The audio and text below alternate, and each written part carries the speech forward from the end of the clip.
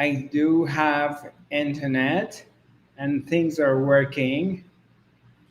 But what happened to you guys? Where did that go? Oh, okay. So, un momento, I get this one going too.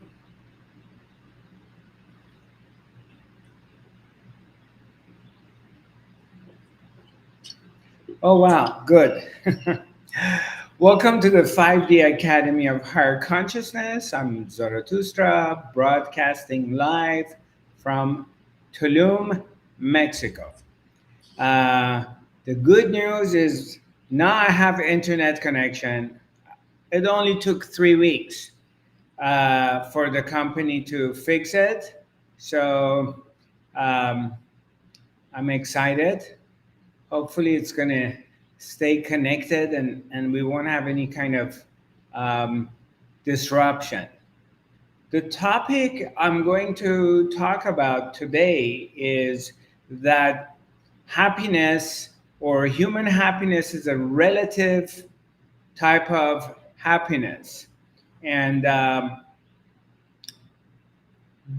and I'm going to get into the depth of it and explain to you why it's so difficult to or to stay in this place of being happy all the time, or why is it in almost impossible to be happy all the time. And we're going to get into that. I mean, I'm very much sure everyone has struggled with this uh, topic, the fact that why can't I be happy all the time? So I'll talk for a little bit. I'll explain some things to you.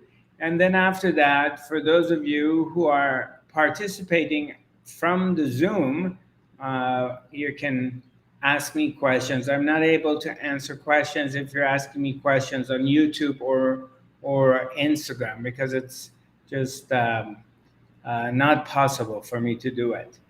So the my personal experience and discovery of happiness, which, like everyone else on this planet, I would like to be happy all the time. And and since that's not possible in human level, then it just set me up on a course on investigating and going deeper within the whole nature of why I'm not happy all the time. And of course, we always go to the obvious reasons. We always go to the apparent reasons, and these apparent reasons is that it's all related to an object in the world. Like, yeah, if I had more money, I would be happy. And that's something like maybe most people think that way. If I didn't have to go to work and work somewhere I don't like to work, if I had millions of dollars and I would be able to do whatever I wanted to do, I would be happy. Um, uh, and we're relating it to comfort, like money is going to create comfort, and I can buy whatever I want, eat whatever I want, live in a much better home, not have to go to a shitty job that I don't like, and I'm going to be happy. And then the equivalent to that also is, yeah, if I found love, if I found the woman of my life or the man of my life, and I find my soulmate, and I'm going to be happy all the time.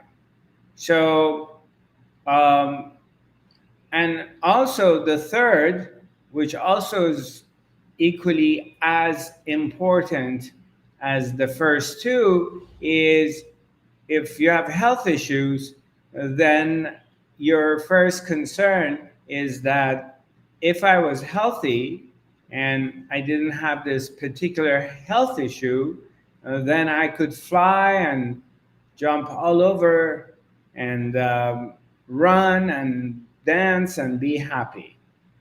So if I'm missing anything, just let me know. I think these are the three most important ones, of course, and then the health of your siblings or parents or children or close ones, people you love, that you're hoping that they're fortunate or they have good health, or if there's someone that has suffering from some kind of addictions, alcoholism or drug addiction or whatever, it always goes to the object. We're pointing out at an object that if this wasn't the situation, I would be happy. Or if you're living in a country that it's there's war or there's a lot of like the depression or suppression of freedom, I mean, you would be saying like yeah, if I can get out of this country and move to another country and somewhere that was more free, I would be happy. If I move somewhere which is warmer or cooler, I would be happy. So there's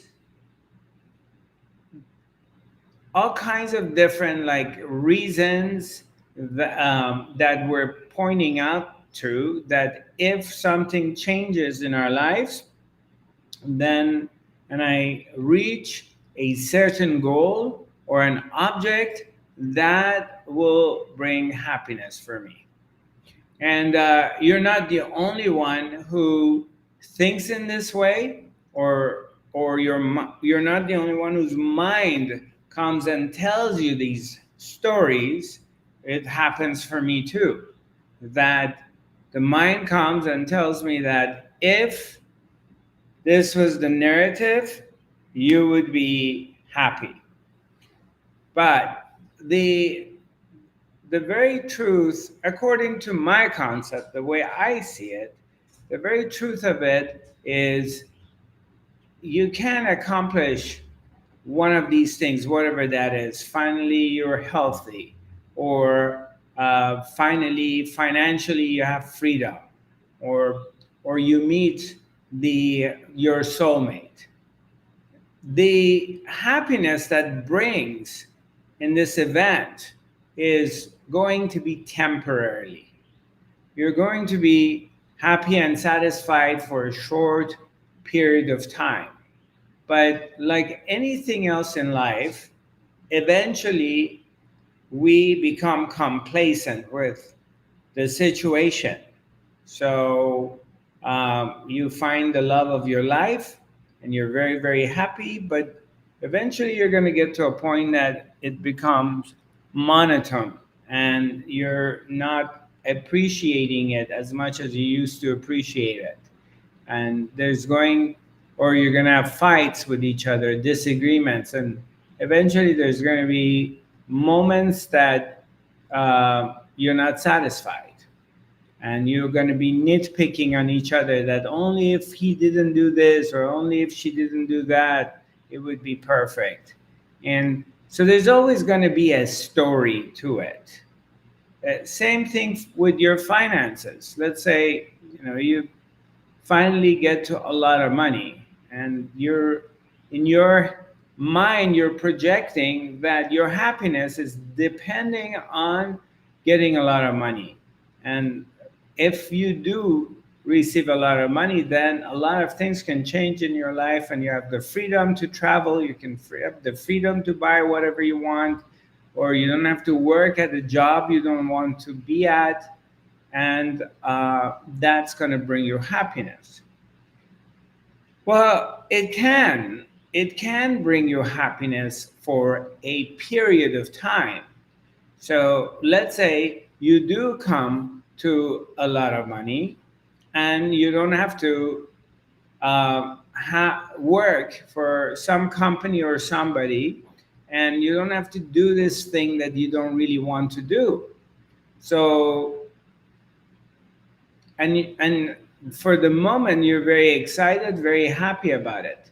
But eventually, what's going to happen is something else is going to rise and pops in your life that is going to occupy your mind on it, and it's going to bring some sort of suffering or dissatisfaction, that now your focus is going to go on that other thing.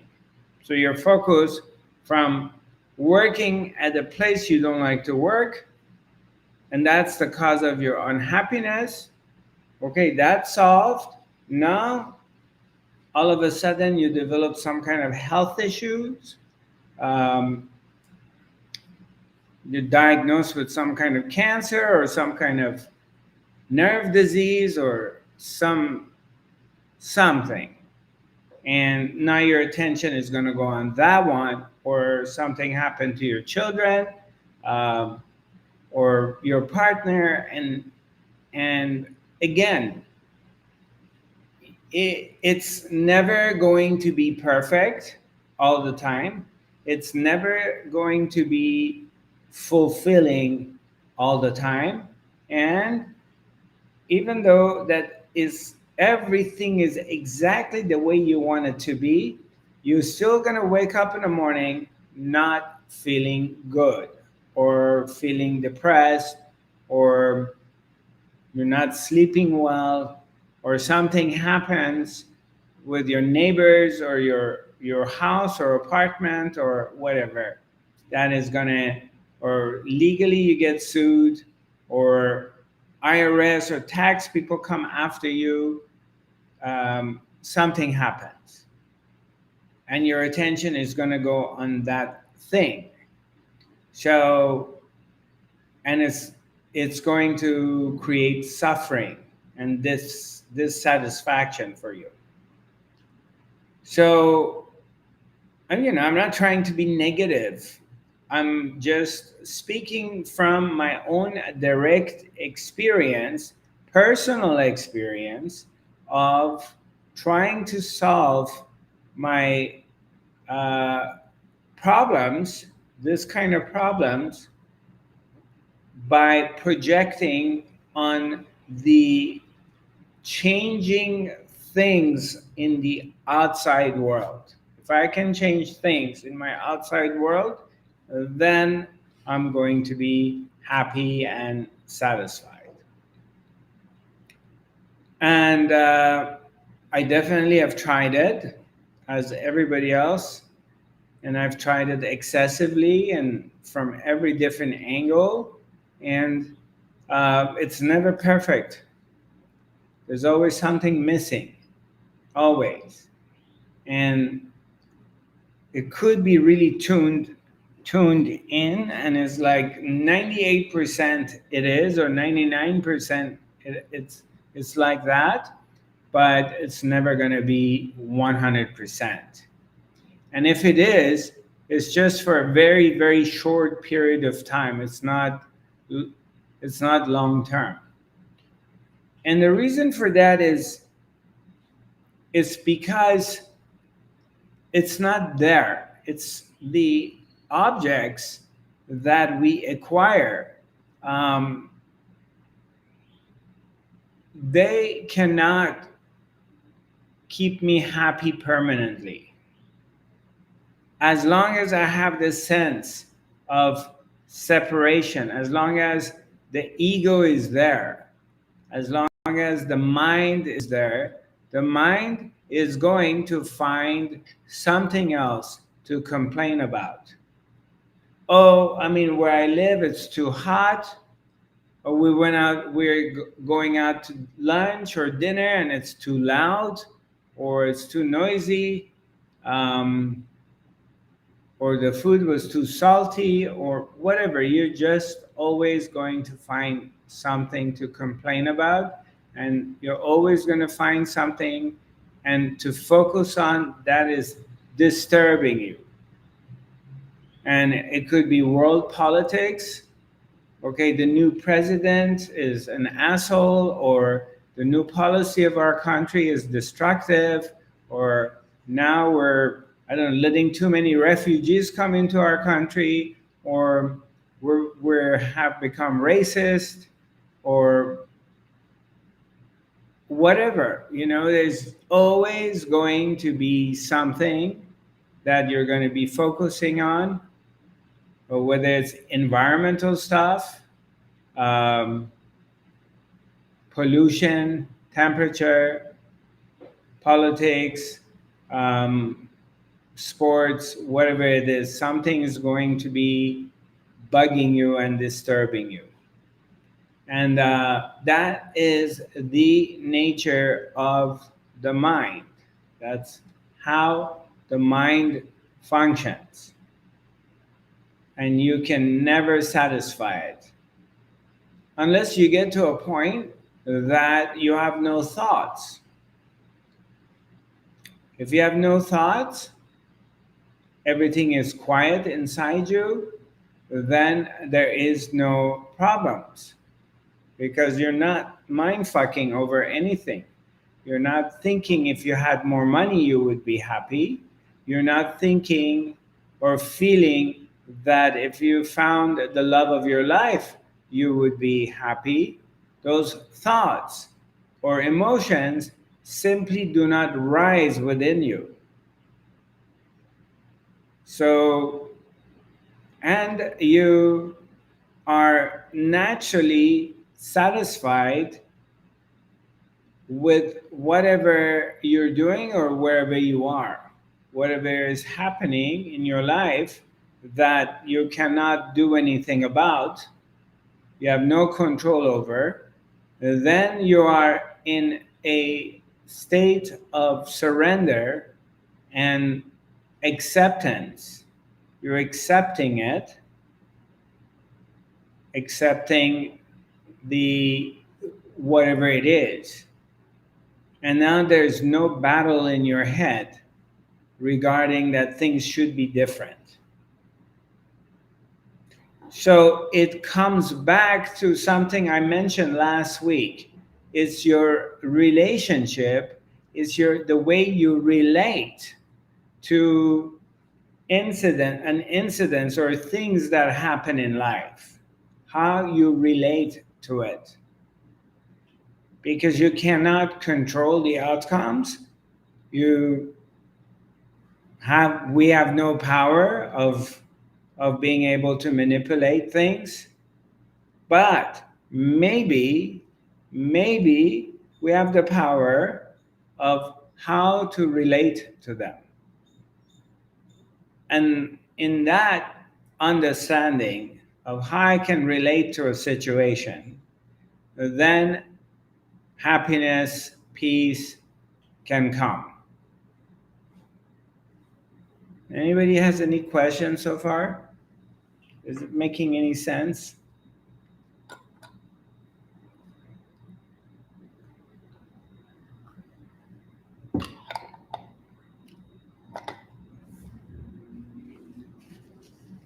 No, nothing. Okay. So, and the nature of the mind is basically duality, and the nature of the mind is to complain. When you reach a higher level of consciousness, as you're expanding, as your consciousness is expanding, and you become more aware of the fact that you are not a separate entity. You're not a person separated from the whole. You are a unit attached to everything else in this world and a part of it. Even though the attachment to all the elements of the world is not visible. Visibly, I'm not connected to this chair, or I'm not connected to this phone. Visibly, there's no ties between us.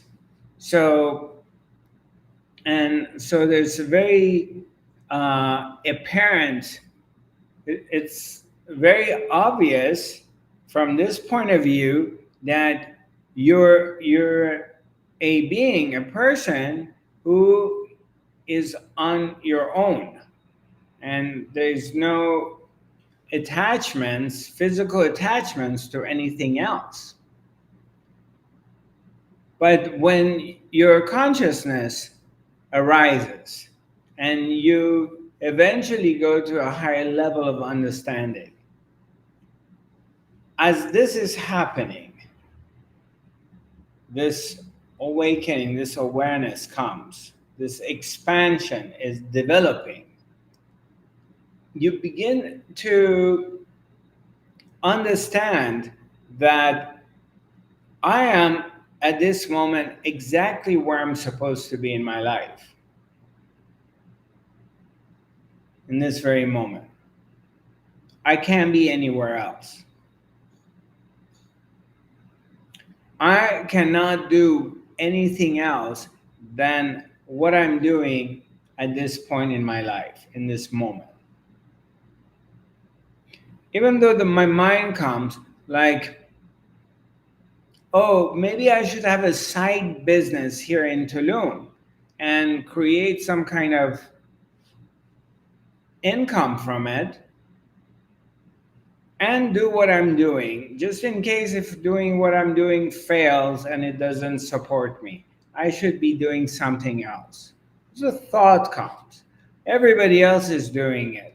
Everybody else is getting ahead of me. And what am I doing? And, it's a very fair thought to come and to consider. Or maybe I should settle down and move in with somebody and spend the rest of my life, or spend the next 5-10 years of my life with a partner.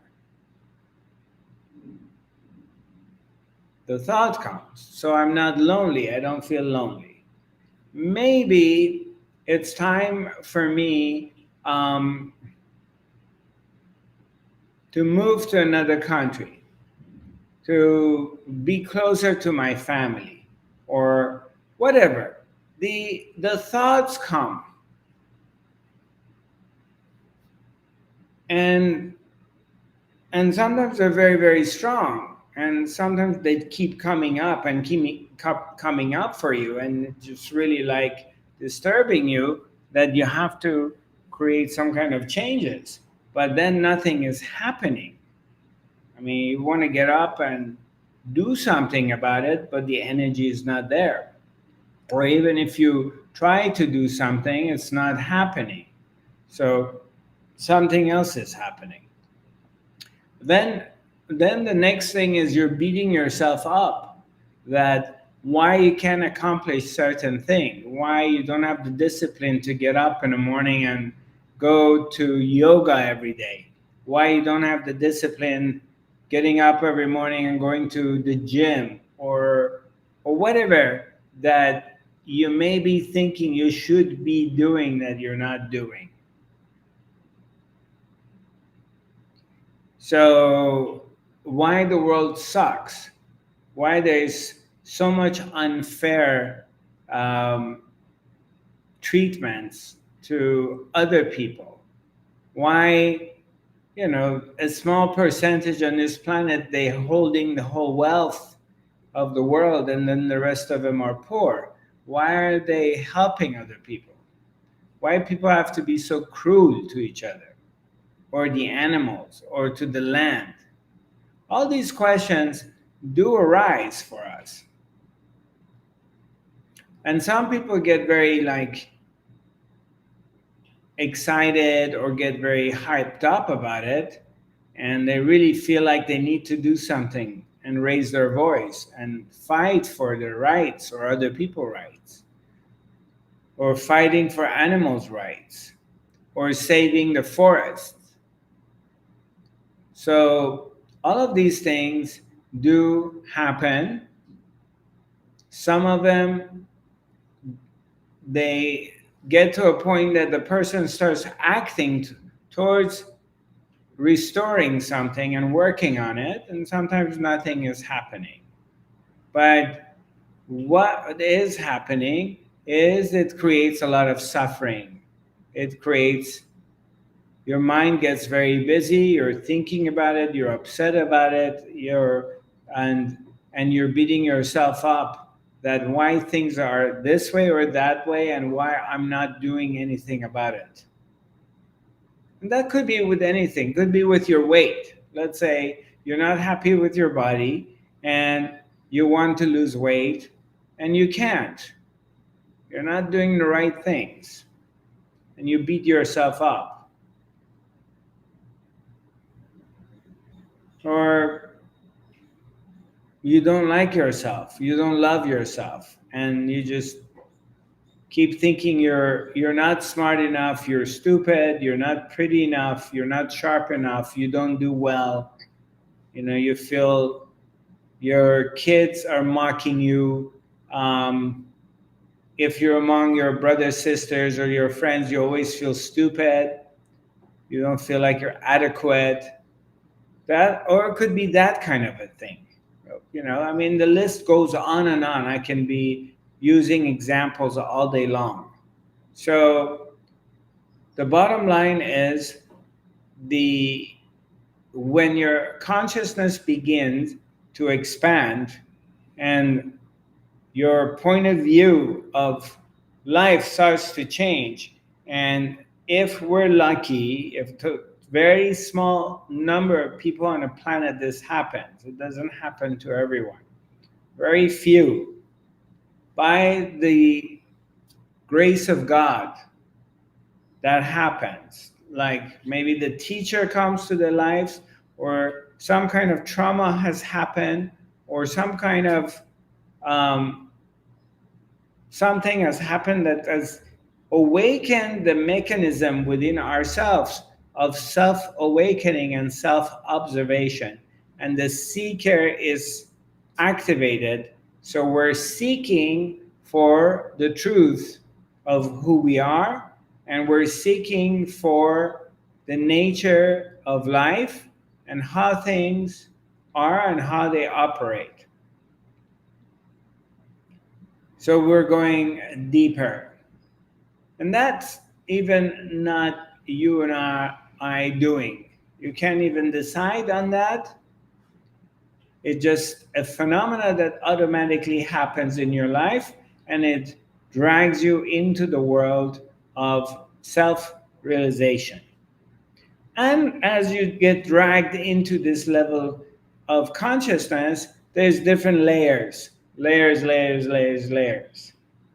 And you just have to go through these layers, and the fake spirituality, the pretentious spirituality, elementary spirituality, ABCD of it, and blah blah blah. And if you are lucky and it's in your destiny, then you go to the deeper levels. And in the deeper levels, then you start switching your view and the way you look at the world, from looking for that before outside of yourself. Now you're turning your view and vision within yourself, and you're looking for it inside. That by itself is a major, major event and revelation. So you have to go through a lot of bullshit, a lot of blah, blah, blah,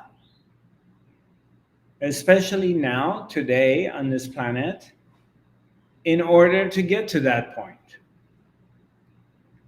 And then when you get to that point, having the courage and being able to tolerate looking at yourself, looking at your own dark side, looking at your beauty, and accepting, being able to accept all of it, being able to face it and sit with it. And in the beginning, there's going to be a lot of judgments and a lot of stories.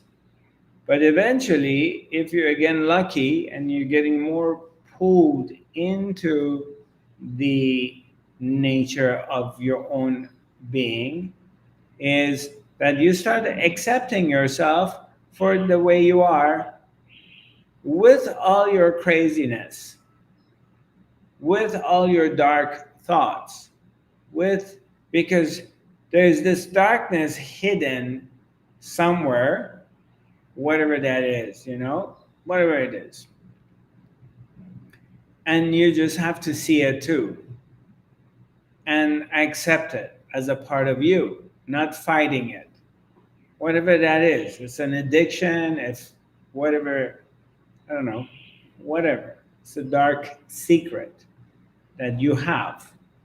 So you're looking at that and you're beginning to accept it as a part of who you are.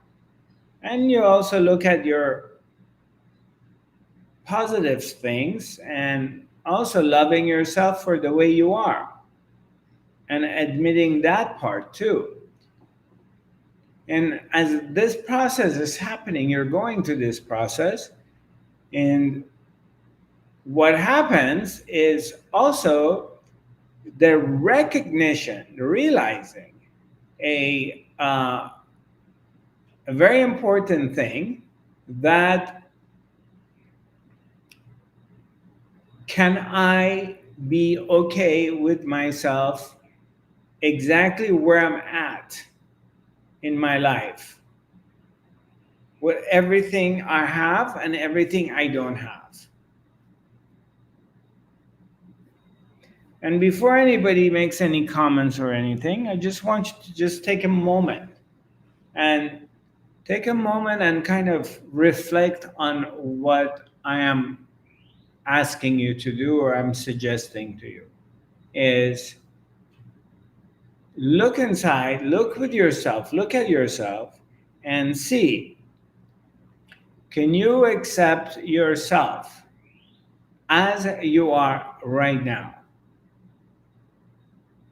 Can you accept your body the way it is? Because a lot of us have struggle, we don't like our bodies. A lot of us. So, and it's like a major epidemic around the world. So, can you accept it? Can you accept the fact that you're lonely? You don't have anyone in your life. You don't have love in your life in that sense.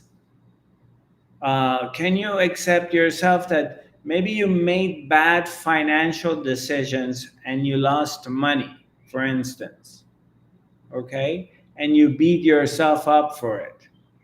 Can you sit with yourself and accept it, that it is what it is, instead of beating yourself up?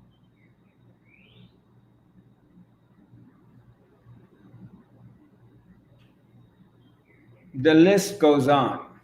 Let's say you've been traumatized, your daddy beat you up, or you got raped, or your ex dumped you, or you've been abandoned, or whatever. Can you sit with yourself and accept whatever has happened in your life, accepting it that it was the will of God, it was a part of your destiny. You're not a victim, you're a victor. This was something you had to experience in this life because it happened. Not even coming up with a story that before I was born, I made an agreement, I'm going to go through this kind of experiences. Just not even going into that story, just simply accepting whatever that has happened in your life was exactly meant to happen for your development to get to where you're at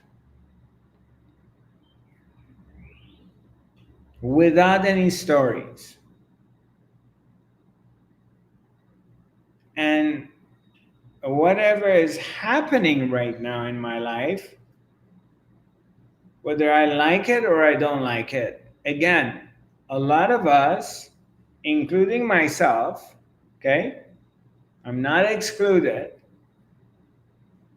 that yeah, if I can have a different thing, it's better. For example, if I had a better house, or if I had a better team to help me, or if I was taller, for example, whatever that it goes in your head, can you accept where you're at, no matter how difficult it is? You may be going through a hardship, but for a moment, if you can accept it the way it is, without resisting it or trying to forcing it to something else, and just surrendering to what is.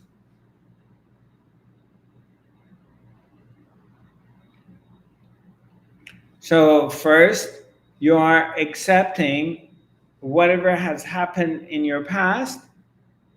Obviously, if it happened, it was meant to be, it was a part of who you are today. You don't need to erase it. You don't need to regret it. You can refer to it as things that has shaped you to become who you are, and you've learned things from it. It's a good resource. You don't need to dwell on it, as many people like to do that. They're just stuck in it, or they're constantly working on their traumas or stuff like that. But you're just accepting whatever has happened to you in your life was the will of totality. It was the will of God. It had to be exactly the way it was for you to be here where you're at. It's a perspective. So first, you come to terms with that. Then you are coming to terms with where you're at, with whatever you got, accepting it, and being okay with it. So it's a relationship. It's how you relate to what is happening in your life right now. How do you relate to it? So now you have come to this place of acceptance, surrender. And don't take me wrong, acceptance and surrender does not mean, like, let's say somebody's an asshole to me, or I'm here with my lady friend and somebody wants to rape my wife or girlfriend, and I'm just gonna sit here and accept it for some guy to rape my wife. No, I will be beating the hell out of him or fighting him to death. Accepting of where you're at in your life, or of what it is, doesn't mean that you're passive and you don't do anything about something. You still do things about it, but in your mind, you have no attachment to the outcomes. Whether things go your way or not, they are not going to determine whether you're happy or not. You are accepting the results, whether they go your way or they don't go your way. This is a relationship. It's a method. It's your power that you've been able to develop and cultivate it within yourself as you have come to this higher level of consciousness, that you're no longer a victim, but you're a victor. And the way it's shifted is not by being able to change things in the outside world, because changing things in the outside world, you can't go to the past and change it.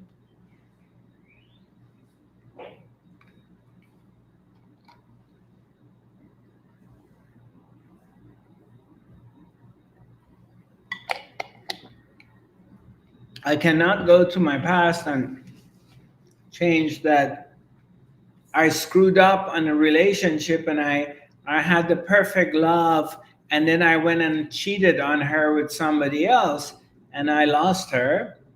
I lost the love of my life, and I cannot change that. Or I made the wrong investments financially, or I made the wrong decisions in my life and I'm, miserable. And I could have been much better than this. Those things I cannot change. So, but I can accept they are what they are and they're part of my growth. That is a relationship, how I relate to the events of the past. One is that puts me in a victim place, or puts me in a place that I'm beating myself up and I'm regretting myself, or I'm blaming other people for my misfortune because somebody fooled me or screwed me or whatever. Or I just accept things the way they happen because they contributed to me becoming who I am today. And I have access to that information for future and now. Then now I accept my situation the way it is. But that doesn't mean I'm not thriving to make improvements. We are all always thriving to make improvements. Everybody. You always want to make your situation a little bit more comfortable or better.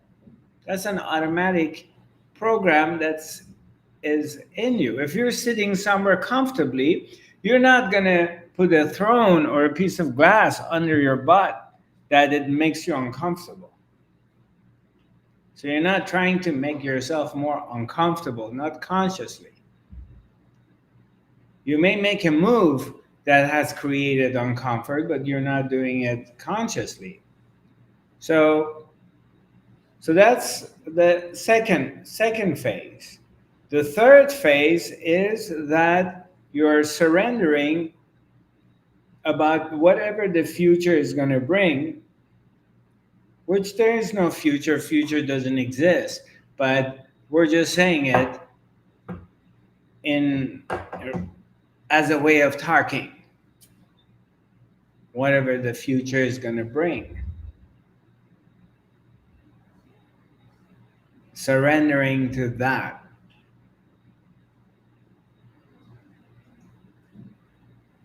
So then you are in a position that suddenly you begin to see that you're not suffering.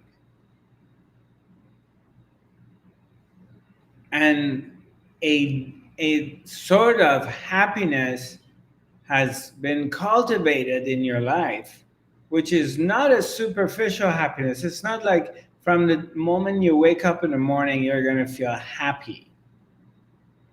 You wake up in the morning, you're groggy. You wake up in the morning, your back is hurting. Those are the stuff that's going to be with you. That's a part of life. But I'm talking about a deeper sense of happiness and satisfaction, which comes from acceptance of what is. And that's how you relate to things in life. And then you would see that the mind will suffer at times, but it has no effect on your well being. It doesn't really affect the truth of who you are. But if you think that there is a guru, there's an enlightened being, there's a person on this planet that from the time they wake up in the morning to the time they sleep, they're happy, then you're just mistaken, because it just doesn't exist. It's a non existing thing. As long as you have a body, you have the mind, the body, the feelings, you are going to experience unpleasant moments in your life. Experiencing unpleasant moments in life is not the definition that you're unhappy.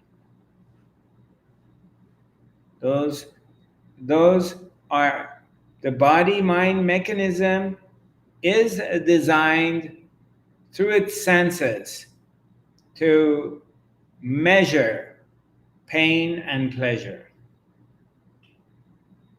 So you're the consciousness of this mechanism that you're always measuring pain and pleasure because you're in this body. And there's no way out. So again, if you switch the way you look at things and you realize that this body, this mind, is not, it's impossible for it to be happy all the time, and you realize that, then you're going to start feeling free because you're not projecting your well-being, your mental emotional happiness on what the body is experiencing or on events of the world.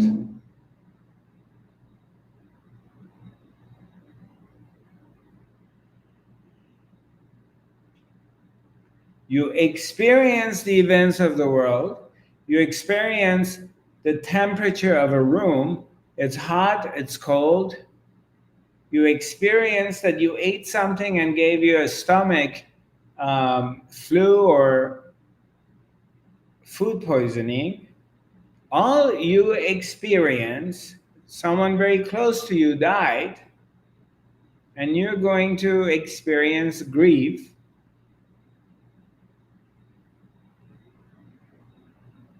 Those are mandatory experiences of being in a human body.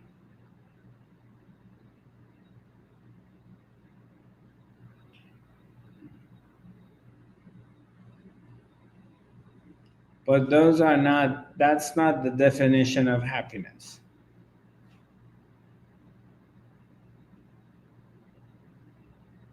And we're all going to, in our lives, you're going to be in a situation you don't like. It could be a month, it could be 10 years that you're forced to be in this situation. Life has designed it in this situation that it's not pleasant. You have to deal with it.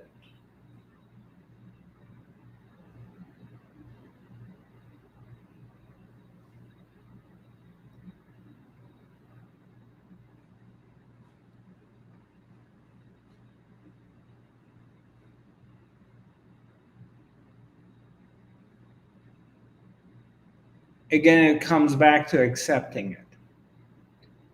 The sooner you're able to accept it, the less you suffer. The more you resist it, the more you suffer. But nothing changes. Like the world existence doesn't give a shit.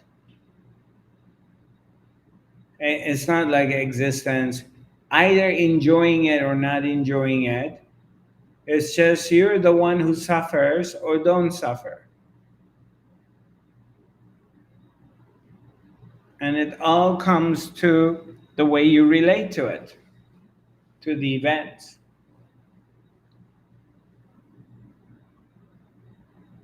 So that's one thing we want to be developing within ourselves, which we spend very little time paying attention to it, because majority of our times our attention is, if I had more money, if I was more healthy, or if I was more beautiful, or if I had the love of my life, which again, these are objects outside of myself, those things are going to make me happy.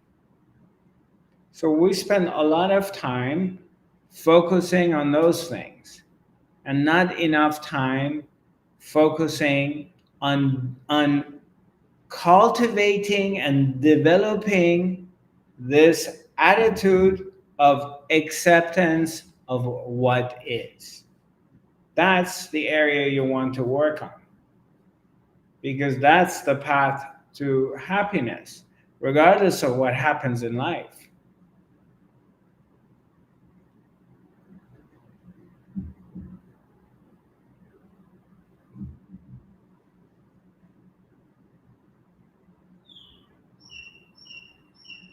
Thank you for the reminder. And you don't need to blame yourself or others anymore either, right? To just accept what it is. Yeah. Look, let's say you make investments, financial investments, for example, whatever that is, simple thing. And at the moment that you're making a financial investment, or even a relationship investment with somebody, whatever it is, and let's say the result were disaster, you lost a lot of money, or you wasted 5 years, 10 years in a relationship and it went sour. Excuse me 1 minute.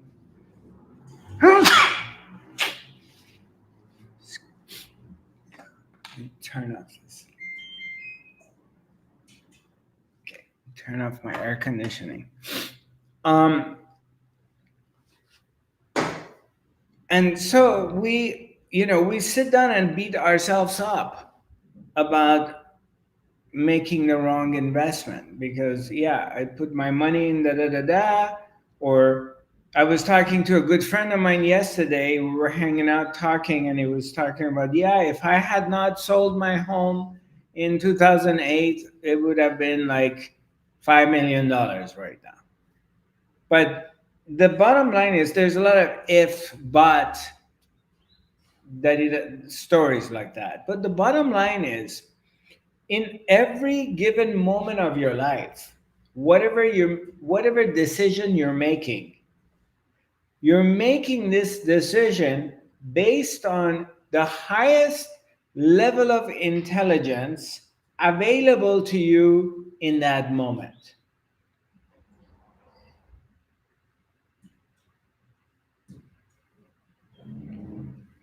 I'm going to go over this again. I decide to marry this woman. I'm marrying her. My intention in the moment is that I'm going to have a happy life. We're going to make each other happy. It's going to be a successful marriage, successful partnership. I am not marrying her with the intention that one day I will come to my house, open the bedroom door, and she is having sex with my best friend. I'm not marrying her with that intention that this marriage is going to be a failure and is going to be disastrous. So in a moment I'm making this decision to marry her, I am using the highest level of intelligence that's available to me. Same as if you're making a financial investment. whether you're buying a house or you're putting your money into a business, or it's stocks or bonds or gold or whatever you're doing. When you are making this decision, you're using the highest level of intelligence available to you in that moment. You're deriving from that. Now, whether things go really well or things go sour, that's a different story. If things go really well, you're patting yourself like, look how smart I am. I made this investment.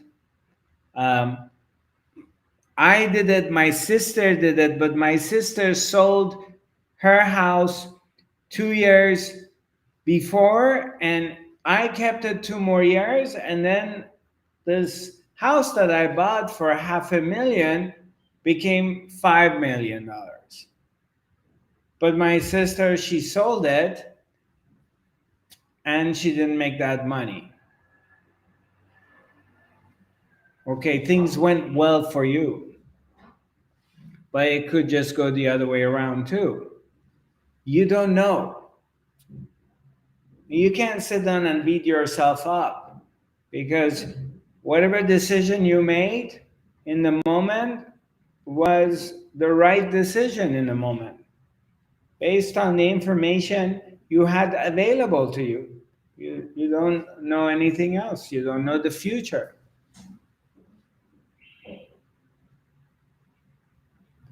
So it's cultivating and developing this attitude of accepting life, whichever direction it goes, pleasant or unpleasant.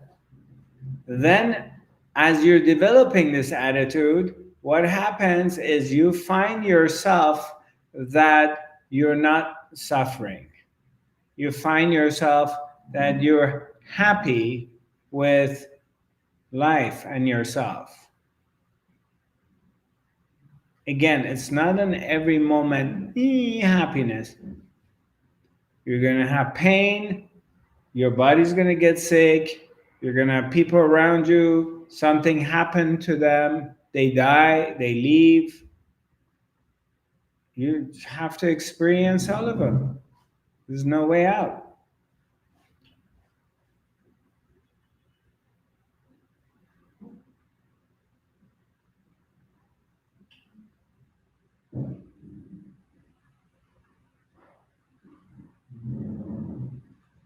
What if there is a third party involved, meaning there was a factor you had no control over? So far you were talking, we do the best with what we have,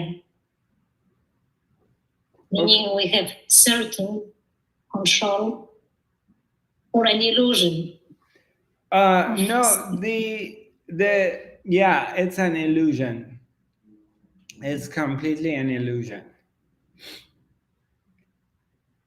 It appears, naturally right now. I mean, if you decide to buy another house or you want to buy an apartment, it's an income property for you. So you're going to buy this apartment in Warsaw and rent it, put it on Airbnb. So you're making this decision. It feels like it's your decision. It feels right. It gets stronger, and you keep going to Warsaw with different real estate agents. You're looking, find an apartment, you buy it, remodel it, and you start renting it.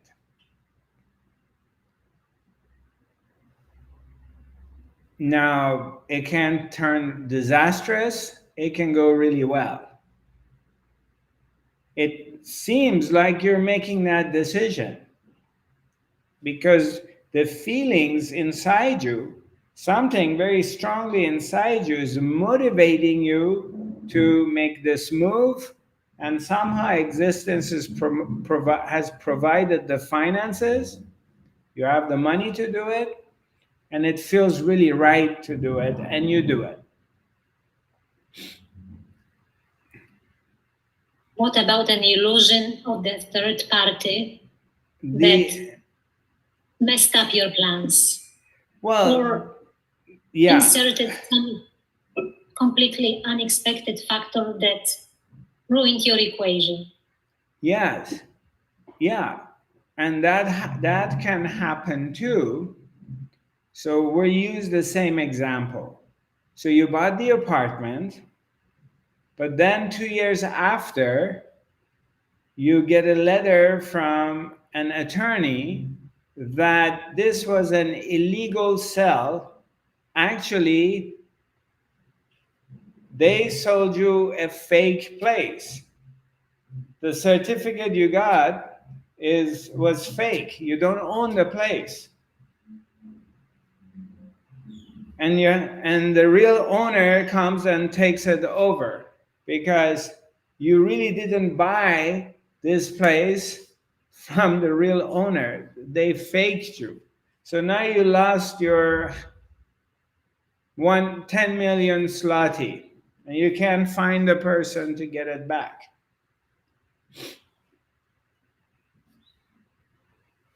It's disastrous, but what can you do? Something moved you in that direction. Everything looked good, and then it just all went sour and fell apart. I think she got disconnected. I'll wait for her to come back. Are you still there? No. Okay, she's coming back. Okay. So it's and if you use this, if you look at it in every aspect of life,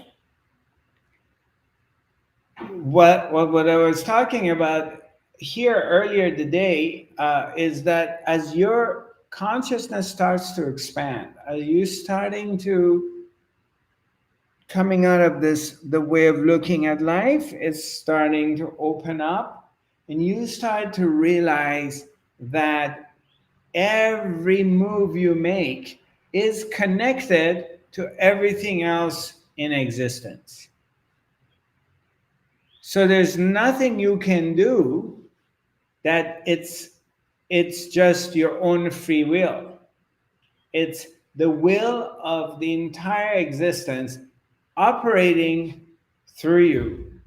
You begin to see it, you begin to notice that. Yet, it has a feeling that you're doing it, which is fine.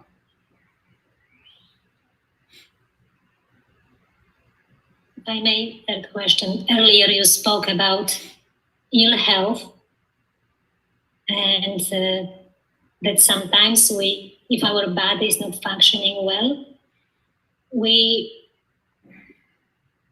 are unhappy.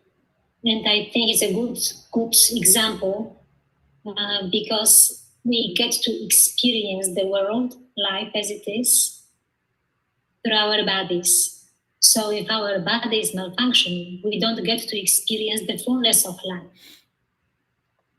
Right. And I think it's a serious limitation because finances, relationships, I think it doesn't limit our experience of getting to know the life as it is. But if our body is not, if we are, let's say, deprived of some of our senses, I know that the body is able to bypass certain limitations, and for example, the blind can hear better and so forth. Okay. However, I cannot quite agree with the theory that if we are limited in our bodies, we have a limited life experience. Okay. So that's what I think. Okay. Well, it depends everything comes back to the destiny and the programming of the body mind mechanism. Um, because when we're born, you don't get to choose your parents. You don't get to choose how you're going to look like. You don't get to choose what country, what race you're going to land in, uh, whether you're going to be born in a rich family, poor family, whether you're going to be born with all your body parts intact. None of these things are being chosen. It just happened. So it's all a program. It's already like it's written. So you land in with this looks, and then wherever you're landing in, it's going to be forming and shaping your character as well. Besides your DNA that you're being born with, that it's your genetic, that it's going to have a big factor on how you look and what you do, and how you're responding to things in life. And then you have the conditioning that you go through with your parents, family, and as well as which culture you were born in. None of these things you have chosen. I mean, we can say that there's theories like in spirituality that people say, yeah, in some level, I have chosen these things. I decided on these parents, I decided on this body, I decided on this destiny. Some, in the spiritual world, there's people telling you these things. But personally, I don't remember any of them that I've decided. And I don't know of anyone, I've never met anyone in my life who knows before they were born where they were, and they decided on these details. Personally, I've never met anyone who knows. On that note, hold on a moment, please, just 1 second.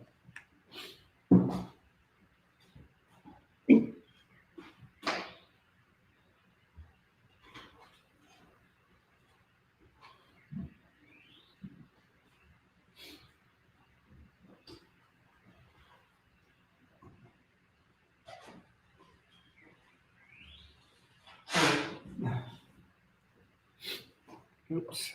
Sorry, I'm cooking. I'm making a Persian stew, and I left it on the oven, and I just wanted to make sure it doesn't burn. The bottom doesn't burn. I got some stuff on me. So anyway, um, Zarathustra, insert doctors. There is so many children who either during birth or shortly after are damaged by the doctors, the very people who are supposed to help. Yes, there's all kinds of different screwed up things in this life. All kinds of stuff. Millions of different things that are mistakes or unethical or just not right happening simultaneously in the world. But it all depends from where you're looking at it, from what perspective you are observing it. Oops. If you are looking at it from the perspective of separation, then yes, it's true. If you're observing it from the perspective of the oneness, then you realize nothing is really happening, because all of them are images of the oneness. Every child, every person, disabled or fortunate, is an expression of the one. It's the experience of God in that body, in that mind, in that destiny. It's like God wants to live this life of a degenerated body of a child. You know, a child is being born blind. God wants to experience that life. Then God wants to experience the life of, let's say, Nadia Comaneci, you know, one of the best gymnasts in the world. It depends from where you're looking at it.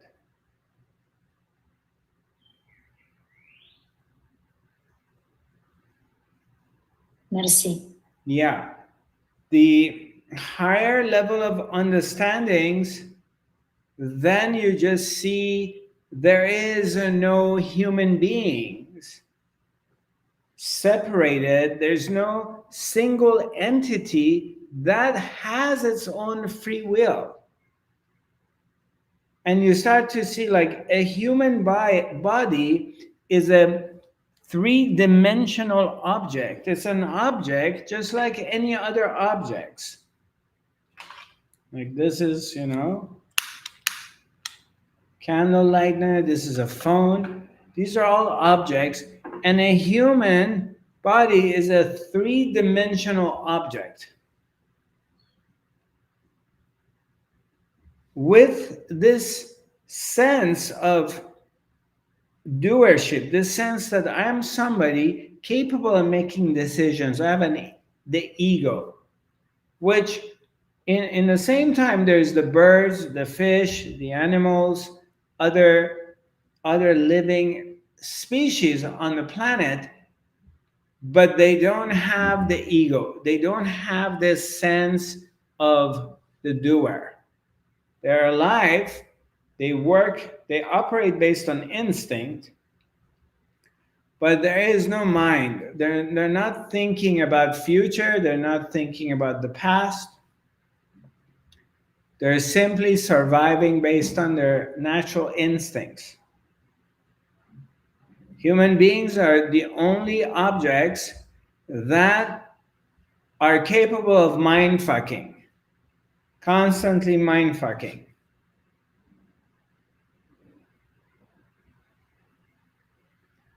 And they have this sense that they can choose what to do and what not to do. They have this sense inside them. Until some of them happen to reach a higher level of consciousness, which is the awakening. They awaken to the truth of who they are. Means they realize that there is no person there. It's just a mechanism operating, but no one's choosing it. It's just happening. It's a very rare phenomenon. It does happen every once in a while, but it doesn't happen in the masses level.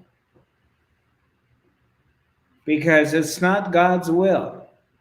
God doesn't want humanity to awaken to this, because then the fun is over. God wants the dilemma to continue because they're all God. All of them, it's itself, because she is infinite. She is simultaneously in everything and everywhere, simultaneously. We can't understand it because our minds are very limited and they work in a frame. Our minds are three-dimensional. We cannot understand fifth dimension because we're stuck in this frame. So we don't understand it with our thinking. How can I be in everything and everywhere? It's impossible for me to understand. But the one that is in everything and everywhere is capable of playing all these games. It's a bird, it's a fish, it's a tiger, it's a cockroach, it's a human being. It's all of them simultaneously. It's experiencing everything simultaneously. It's experiencing kindness and it's experiencing cruelty.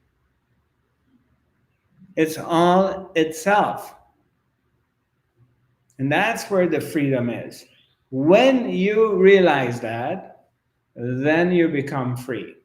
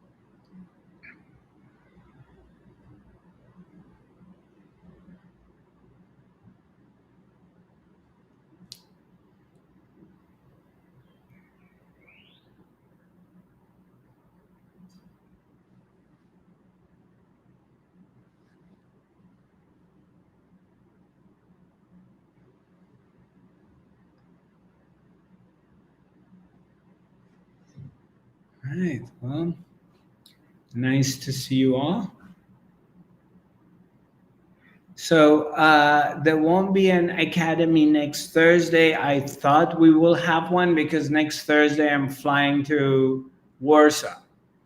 So our next academy is going to be towards, I think, towards the end of August, after I come back from Poland. So.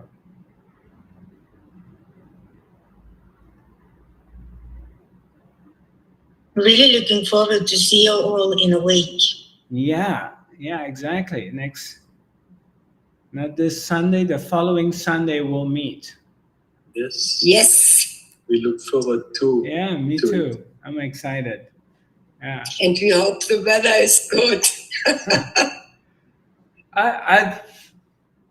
Yeah, I mean, good. You mean hot or not hot, No, or raining or? No rain, and so that we can be the most time outside to do all these things in the nature without shoes, in direct contact with earth. Right. Well, let's ask Johanna. How's the weather like right now? You live close to Novokavkova. Yes, it's perfect. It has been perfect most of the summer. Slightly warm in the south, but you will be in the part of the country where you can expect 22, 23, maybe 25 Celsius. And what about at night? At nights will be cooler, about 15 Celsius. Great. 12, 15. Beautiful. That's perfect. That's fine. European temperature. Perfect. It's good.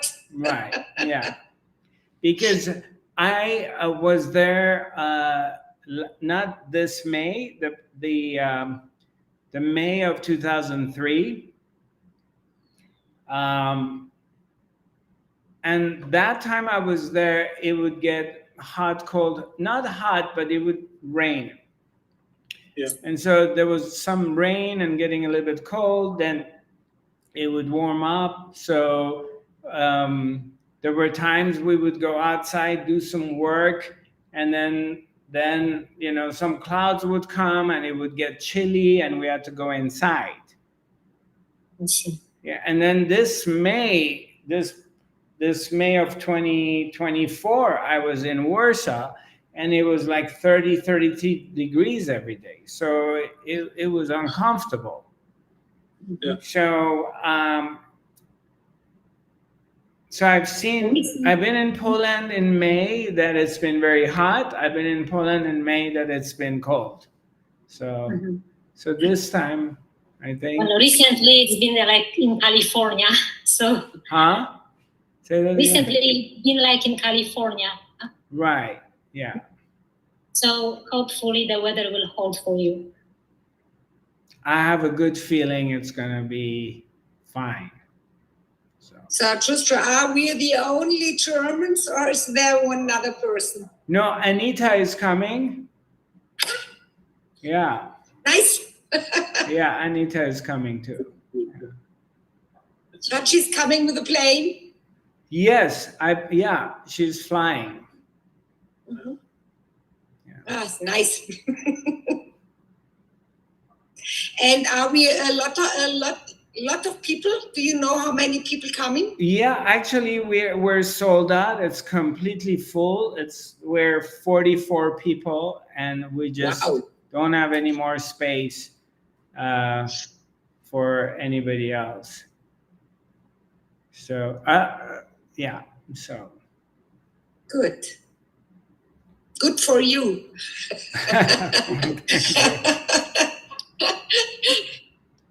Since you have no more spaces, would you accept a visitor or two? I don't know. I mean, are you thinking about visiting or yes? Yeah. I'm not able to come for the whole. Right. I really don't know the structure of things are this year. So you need to talk to Woodick. Okay. I don't know if he contacted you or not. He did. No, he didn't. Okay. But if you are referring to what I have just written you, I'm thinking more about Amir. Of who? Amir, your customer support person, I think. Is he responsible for your customer support? Yeah, what about it? Can you explain to me? I'm not sure in what reference are we talking about. Okay, I didn't mean to make it public. That's why I wrote you. I sent you a piece of Polish music via your customer support email address. Okay. Yeah. And asked for permission to send you more, and I haven't heard from them. Okay. So I thought maybe they were on vacation. I will look into it. You must understand, up to the day till Tuesday, I didn't have internet. So I was struggling with internet. So I haven't had it for 3 weeks. So I had to go somewhere else. And so, I mean, we would talk on the phone with Amir. So we haven't had so many communications because of my situation. But I very much appreciate it. I look into it and listen to the music you send me. That's very kind of you. Thank you. Yeah. No, Amir will not be joining us in Poland, but Wudek, the gentleman, I don't know if you have I'm his. familiar with the person. Yeah, he's the person to talk to, and maybe you want to ask him whether you can come in for a visit or not during the day. I'm not sure. Normally, I don't know how they do things there. Merci. Yeah. Well, it's very nice seeing you. The rest, I look forward to seeing you all on Sunday the 11th. Yes, Yeah. you will. Okay. All right. Okay. Well, much Bye. love to you. And Bye. See you soon. yeah, see you soon. Okay. See you soon. All right. Bye. Bye. Bye.